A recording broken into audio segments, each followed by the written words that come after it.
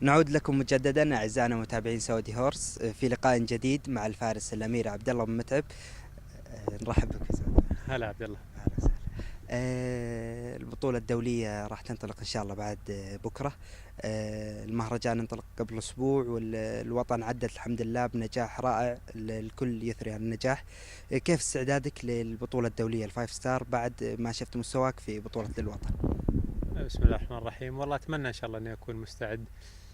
المشكله ان البطوله هذه تاخذ كثير من التركيز من حيث التنظيم، من حيث المتابعه، من حيث آه، الاستعدادات اليوميه للتنظيم، الاستقبالات للجان ككل.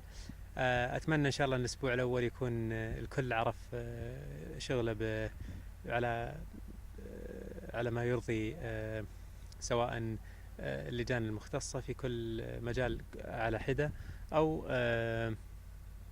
الفرسان والضيوف اللي متواجدين رضاهم طبعا مهم جدا. وأتمنى إن شاء الله أن الكل عرف شغله وعرف مهمته. وأتمنى أن يكون قدر المستطاع مركز الأسبوع هذا لإتمام المشاركة إن شاء الله بالشكل اللائق إن شاء الله.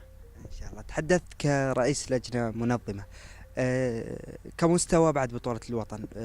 في البداية ما هي الجهات التي ستتواجد مع الأمير عبد الله في البطولة الدولية؟ الجياد اللي هي إن شاء الله دافوس وسنيوريتا بإذن الله. وأتمنى إن شاء الله أنها تكون نقدر إن شاء الله نبيض الوجه ونطلع بصورة إن شاء الله لائقة، والله يوفقنا ويوفق الجميع إن شاء الله. إن شاء الله بكل التوفيق لك. شكرا عبد الله.